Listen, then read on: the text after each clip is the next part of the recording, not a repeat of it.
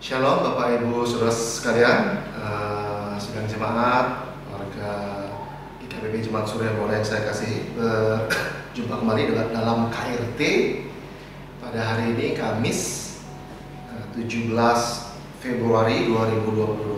Dan sebelum kita akan sama-sama membaca dan merenungkan kebenaran firman Tuhan, mari kita berdoa. Bapak dalam surga, terima kasih kalau pada saat ini kami bisa bersatu hati kembali dalam kebaktian rumah tangga di Jemaat Surabaya ini Tuhan. Kalau sebentar kami mau membaca dan sedikit merenungkan kebenaran firman-Mu, tutup buku setiap kami, urapi setiap kami.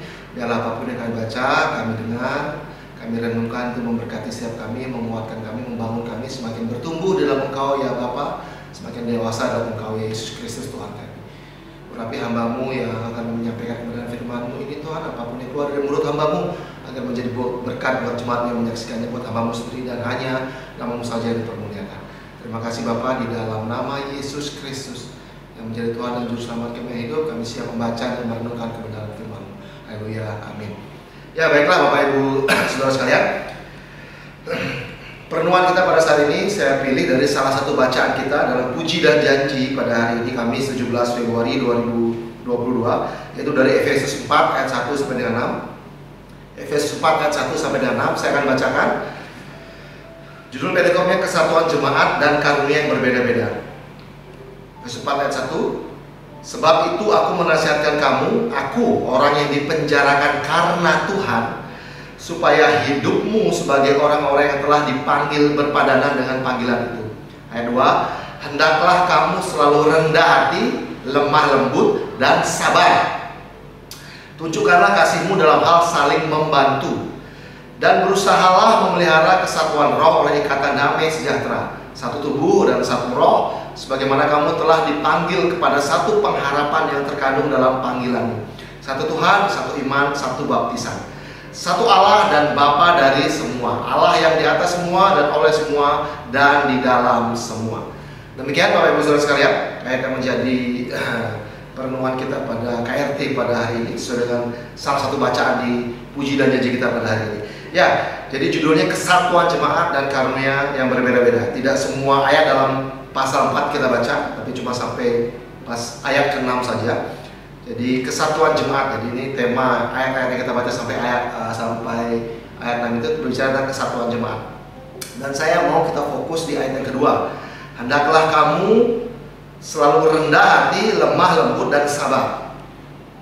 Rendah hati, lemah lembut, dan sabar.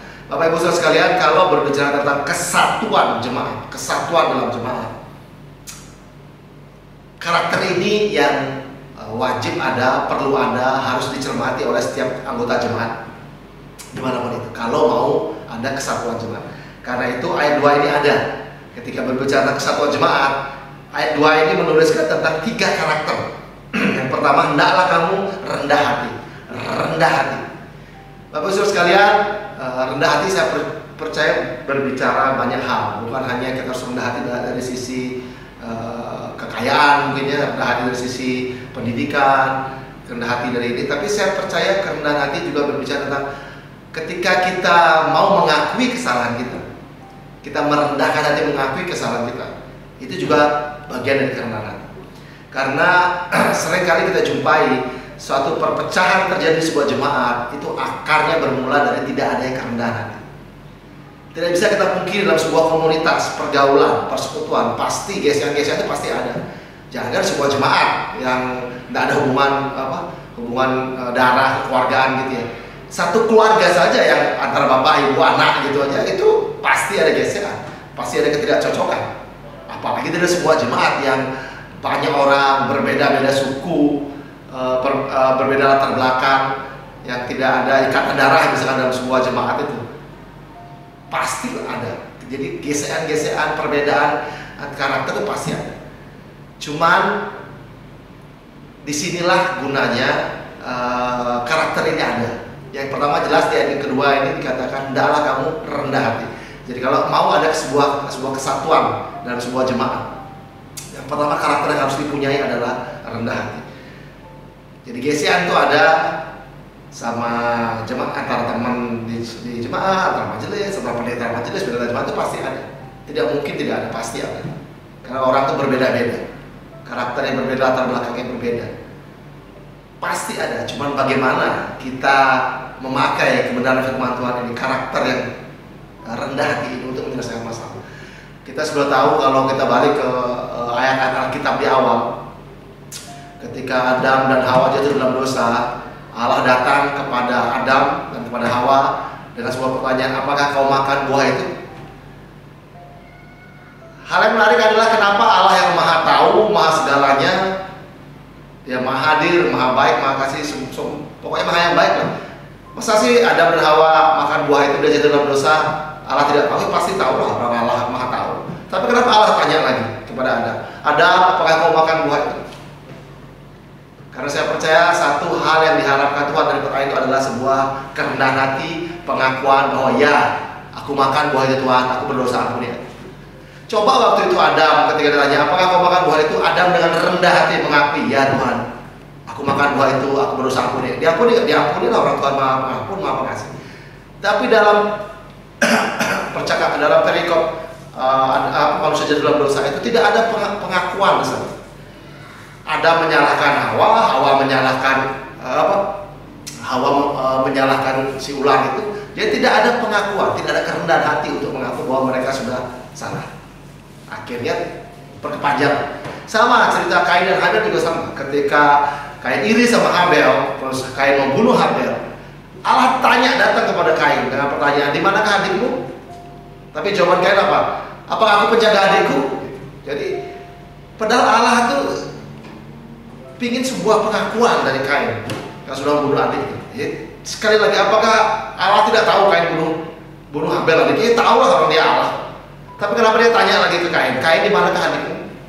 Saya percaya pertanyaan itu tujuannya adalah supaya Kain itu dengan rendah hati mengakui bahwa dia sudah bersalah membunuh adiknya.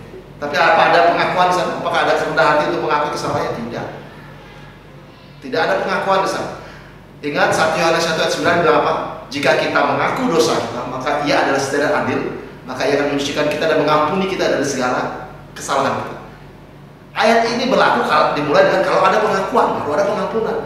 Bapak Ibu sekarang tidak mungkin ada pengakuan kalau tidak ada pengakuan. Sekali lagi, tidak mungkin ada sebuah pengampunan kalau tidak ada pengakuan. Dan pengakuan itu butuh karakter namanya kerendahan hati. Dan itu tidak ada kita lihat dari percakapan Adam Hawa jatuh dalam dosa, Kain dan Habel jatuh dalam dosa. Akhirnya bulat. Tuhan mau setiap kita itu memiliki kerendahan hati, karena dengan kerendahan hati kita mau mengakui kesalahan kita. Dan kalau kita mau mengakui kesalahan kita, maka pengampunan terjadi, masalah selesai. Seringkali permasalahan itu jadi melebar, panjang, ruwet, bulat, hanya karena dimulai dari satu akar nggak rendah hati dan mengakui kesalahan. Justru saling ribut, akhirnya melebar, pecah. Maka itu di ayat 2 ini 3 karakter yang penting. Pertama, kerendahan hati. Kalau tidak ada kerendahan hati, tidak mungkin orang mengaku. Kalau tidak mungkin orang mengaku, tidak ada pengampunan. Makanya masalah nggak akan selesai. Nah, seringkali dalam sebuah jemaat juga begitu. Dia sudah salah sebenarnya, dia tahu dirinya salah. Tapi karena gengsi, karena ego, dia membela dirinya, justru cari teman-teman, memprovokasi teman untuk dukung dia. Akhirnya karena dia masalahnya kepada si B, misalkan dia cari teman, ini cari teman, wah akhirnya ada blok sebuah gereja itu, ada sebuah persekutuan itu akhirnya pecah, gereja pecah hanya gara-gara kita manusia nggak sempurna, bisa salah. Tapi ketika kita salah, apa kita mau dengan rendah hati mengakui, oh ya aku salah, ya udah diam, akui salah, diam, akui kesalahan, minta maaf, selesai sudah. Makanya dalam doktrin Kristen kita pengampunan itu penting. Jadi ketika ada orang datang minta maaf sama kita, ya udah kita harus mengampuni. Karena nggak mungkin, karena dosa kita pun nggak akan diampuni sama Tuhan kalau kita tidak mengampuni kesalahan orang lain. Itu kan ada ya. Sekali lagi, supaya nggak panjang, yang pertama untuk ada kesatuan jemaat, yang pertama rendah hati. Yang kedua apa? Lemah lembut dikatakan saya. Kenapa lemah lembut itu penting untuk menjaga kesatuan jemaat? Karena ada ayat juga bilang jawaban yang lemah lembut merendahkan amarah. Seringkali miskomunikasi terjadi. Padahal mungkin si A jawabnya substansi dari jawaban dari si A ini mungkin tidak salah, benar dia jawabnya. Cuman karena agak sedikit ngegas kalau bahasa sekarang. Dia jawabnya tidak dengan lemah lembut. Jadi orang yang apalagi umurnya lebih tua merasa ini orang ini kok kurang ajar sekali, masih muda tapi kok jawabnya ngegas gitu. kok tinggi, akhirnya rame, tersinggung, rame ribut. Sekali lagi, jawaban yang lemah lembut itu merendahkan amarah. Kelemah lembut itu penting, karena kalau kita tidak menjawab dengan lemah lembut, padahal substansinya benar, inti yang kita sampaikan itu tidak salah, itu kebenaran, tapi karena kita ngemasnya dengan ketidak lemah lembutan, orang nangkepnya kok ngotot dia, kok ngegas dia, tersinggung orang. Lagi masa lebih tua, pendidikan lebih tinggi, kita lebih muda, siapa sih kita gitu. Tapi karena nada kita yang kurang lembut, akhirnya terjadi gesekan, perselisihan, ribut. Itu karakter yang kedua yang harus kita punya untuk jaga kesatuan. Karena hati kelemah lembut. Yang ketiga apa? Sabar. Kalau sabar nggak usah dijelasin lagi lah. Saya percaya setiap kita tahu apa itu sabar. Kita tahu, kita mengerti sabar itu apa gitu. Cuman seringkali kita tahu bahwa sabar itu baik, itu perlu. Tapi seringkali kita tidak bisa menjadi orang yang sabar. Benar nggak? Seringkali kita tidak bisa menjadi orang yang sabar. Teori tahu banyak. Kita sering dengar sabar, sabar dong, sabar dong, sabar dong. Terlalu banyak kata-kata di Alkitab berbicara tentang sabar gitu ya, kesabaran. Bahkan saya suka satu ayat tentang kesabaran itu, kesabaran mencegah kesalahan-kesalahan besar. Kenapa sabar itu penting menjaga kesatuan jemaat? Karena memang kesabaran itu mencegah kesalahan-kesalahan besar. Seringkali masalah besar terjadi karena hal yang kecil. Kenapa? Karena kita tidak sabar. Seringkali perceraian terjadi dalam sebuah rumah tangga apa? Ya karena suami nggak sabar menahan mulutnya, istri nggak sabar menahan mulutnya. Seringkali masalah besar terjadi di luar sana karena kita nggak sabar untuk sedikit antri, ribut sama orang, jadi besar, bisa sampai urusan pidana, bisa sampai penjara. Awalnya apa? Karena tidak sabar. Ya banyak hal lah, contoh-contoh tentang kesabaran. Sekali lagi, kesabaran mencegah kesalahan-kesalahan besar. Saya nggak mau panjang lebar hari ini, saya mau kita fokus di 3 karakter yang perikop di bacaan kita hari ini. Tuliskan, sampaikan kepada kita, ingatkan kepada kita bahwa kalau mau ada kesatuan dalam jemaat, minimal 3 ini, 3 hal penting ini, karakter yang harus kita punya, yang dimiliki oleh setiap anggota di jemaat itu. Dan semua harus mau belajar apa? Rendah hati, lemah lembut, dan sabar. Rendah hati, lemah lembut, dan sabar. Saya percaya kerendahan hati itu juga berbicara untuk kita mau belajar, mau menerima masukan dari orang. Jangan pernah merasa karena saya umur paling tua, karena saya S3 teologi lah, karena saya pendeta puluhan tahun, saya merasa saya selalu benar. Enggak. Setiap kita ini sampai kita mati baru kita berarti belajar. Harus belajar terus, harus belajar. Disempurnakan selalu, disempurnakan selalu. Karena awal kehancuran itu adalah kesombongan. Orang yang tinggi hati akan direndahkan, orang yang rendah hati akan ditinggikan. Kesombongan itu awal kehancuran. Tapi seringkali kita nggak sadar bahwa diri kita ini sombong, diri kita ini tinggi hati. Kita dikasih masukan dikit, kritikan sedikit, kita tersinggung karena merasa aku nih majelis, aku nih senior sini, aku nih pendidikanku tinggi, siapa sih lu? Seringkali kita nggak sadar bahwa kita sudah ada di titik kesombongan. Hati-hati, kesombongan itu menghancurkan awal kehancuran kita. Demikian Bapak Ibu Saudara yang saya mau bagi dalam perenungan KRT kita pada hari ini. Biarlah apa yang saya berikan ini menjadi berkat buat setiap kita dan bangun kita sebagai jemaat untuk tetap bisa menjaga kesatuan di jemaat Saudara ini. Tuhan berkati. Mari kita berdoa. Bapak dalam surga, terima kasih untuk kebenaran firman yang boleh kami baca, kami renungkan pada saat ini. Biarlah firman ini menguatkan kami, membangun kami semakin dewasa dalam Engkau. Kami mau Tuhan dalam setiap kehidupan kami, karakter kerendahan hati, kelemah lembutan, sabar itu ada menguasai kami. Tapi seringkali Bapak, kami tidak bisa menjadi pelaku firman. Ampuni kami Bapak, karena itu biarlah Roh Kudus sendiri menguasai kami, menuntun kami, agar hari lepas hari kami semakin punya karakter dari yang Kau mau untuk kami hidup di jemaat. Agar kami kehidupan kerohanian kami ada buahnya, buah-buah Roh itu ada dalam kehidupan kami. Sesuai yang kami baca pada hari ini. Ampuni kami Bapak, kalau selama ini kami tidak sadar bahwa kami sebenarnya sudah sombong Tuhan. Ampuni kami. Kuduskan, layakkan kami Tuhan. Ingatkan kami selalu bahwa kami ini orang berdosa yang hidup hanya karena dari kasih karunia dan kasih karunia. Terima kasih Bapak untuk firman-Mu. Kami rindu bukan hanya sebagai pendengar, tapi kami mau menjadi sebagai pelaku-pelaku firman-Mu. Beri setiap kami kekuatan untuk bisa menjadi pelaku firman-Mu. Beri setiap kami kekuatan untuk setia sampai akhir Tuhan, mengiringmu Yesus sebagai Tuhan dan Juru Selamat kami. Bapak, aku berdoa untuk setiap jemaat-Mu yang menyaksikan, mendengarkan kebenaran firman ini. Roh Kudus Kau sendiri bekerja menjamah mereka dimanapun mereka berada. Kalau ada yang sedang sakit penyakit, ada yang sedang lemah tubuh, di dalam nama Yesus Kristus, biarlah bilu-bilu darah Yesus menjamah menyembuhkan dengan sempurna. Beri kekuatan pemulihan terjadi. Kalau ada yang bergumul tentang ekonomi, tentang keluarga, apapun, Tuhan, sekolah, pekerjaan Bapa, di dalam nama Yesus Kristus, Engkau Allah yang sanggup melakukan segala perkara lebih dari apa yang sanggup kami pikirkan dan doakan.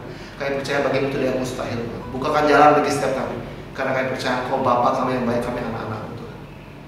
Buat kami mengerti apa yang menjadi rencana kehendak-Mu ke setiap kami, agar hari lepas hari kami semakin mencintai-Mu, semakin dewasa, semakin intim dengan Bapa. Terima kasih Bapak, hamba-Mu selesai berbicara. Ampuni kalau yang hamba sampai tidak berkenan di depan-Mu. Kuduskan, sucikan, sempurnakan semuanya. Kami berdoa untuk jemaat Surya Buana ini, Tuhan, jaga kesatuan hati, kesatuan dari jemaat ini. Kalau yang baik yang Kau sudah mulai dalam jemaat ini, kami percaya Kau juga menyertainya. Kau menuntutnya akan menjadi berkat bagi banyak orang. Jemaat ini menjadi berkat bagi banyak orang, menarik banyak jiwa datang kepada-Mu, Tuhan. Terima kasih Bapak, terpujilah nama-Mu di dalam nama Yesus Kristus. Kami ucap syukur untuk berkat kebenaran firman yang boleh kami terima pada hari ini. Haleluya, amin. Tuhan berkati, terima kasih.